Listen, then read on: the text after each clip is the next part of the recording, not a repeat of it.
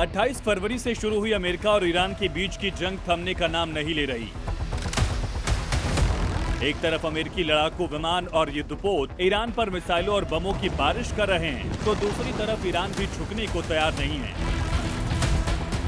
इस महासंग्राम की सबसे बड़ी वजह है स्ट्रेट ऑफ हॉर्मुज। दुनिया की 20% ऊर्जा सप्लाई का दरवाजा माना जाने वाला ये समुद्री रास्ता अब बारूद के ढेर पर बैठा है। ईरान किसी भी कीमत पर हॉर्मुज पर अपना दबदबा नहीं छोड़ना चाहता। वहीं अमेरिका इस रणनीतिक रास्ते पर अपना अधिकार जमाने के लिए आक्रामक नाकेबंदी कर चुका है। तनाव उस वक्त चरम पर पहुंचा जब अमेरिकी राष्ट्रपति ने एक ऐसा ऐलान कर दिया जिसने पूरे पश्चिम एशिया में खलबली मचा दी।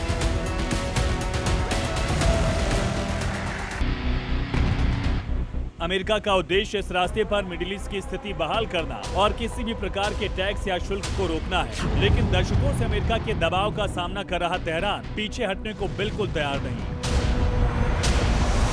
एक तरफ युद्ध का मैदान गर्म है तो दूसरी तरफ कूटनीतिक गलियारों में एक बड़ा फेरबदल हुआ। हॉर्मुज के दोनों किनारों पर बसे ईरान और ओमान के बीच एक बेहद अहम समझौता हो गया है। ईरानी मीडिया और रिपोर्ट्स के मुताबिक इनबाउंड कमर्शियल शिप यानी अंदर आने वाले जहाज की जिम्मेदारी और सुरक्षा ईरान के नियंत्रण में होगी, जबकि आउटबाउंड शिप यानी बाहर जाने वाले जहाज की देखरेख और नेविगेशन ओमान संभालेगा। जहाजों के आपस में टक्कर रोकने, आवाजाही सुचारू करने के लिए दोनों देश नई शिपिंग लाइन का निर्माण कर रहे हैं। हालांकि आधिकारिक तौर पर शुल्क को लेकर बयान नहीं आया, लेकिन अमेरिका से जंग के बीच ईरान लगातार हॉर्मुज से गुजरने वाले जहाजों पर सर्विस टैक्स यानी सुरक्षा शुल्क लगाने की वकालत कर रहा है। हॉर्मुज की जंग सिर्फ दो देशों की नहीं बल्कि पूरी दुनिया की अर्थव्यवस्था के लिए बड़ा खतरा बन चुकी है।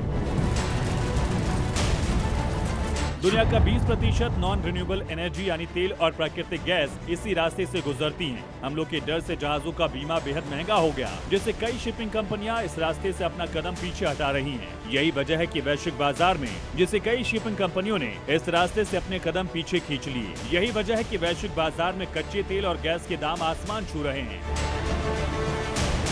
ईरान ओमान भले ही हॉर्मुज को फिर से खोलने और ग्लोबल सप्लाई चेन को बहाल करने के लिए समझौतों पर हस्ताक्षर कर रहे हों, लेकिन असली चाबी अमेरिका के हाथ में है। दूसरी तरफ हॉर्मुज समेत समुद्री मार्ग डिस्टर्ब होने के बावजूद ईरान का एनर्जी सप्लाई चेन बरकरार है। नेवल ब्लॉकेड के बीच ईरान तेल रूट से ऑयल सप्लाई कर रहा है। अमेरिका की नाकेबंदी और स्ट्रेट को अपनी संपत्ति घोषित करने के इरादे के सामने ईरान का ये रुख क्या रंग लाएगा, ये आने वाला वक्त बताएगा।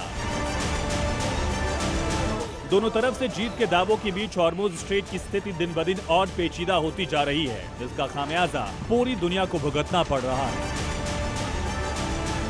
ब्यूरो रिपोर्ट, जी मीडिया।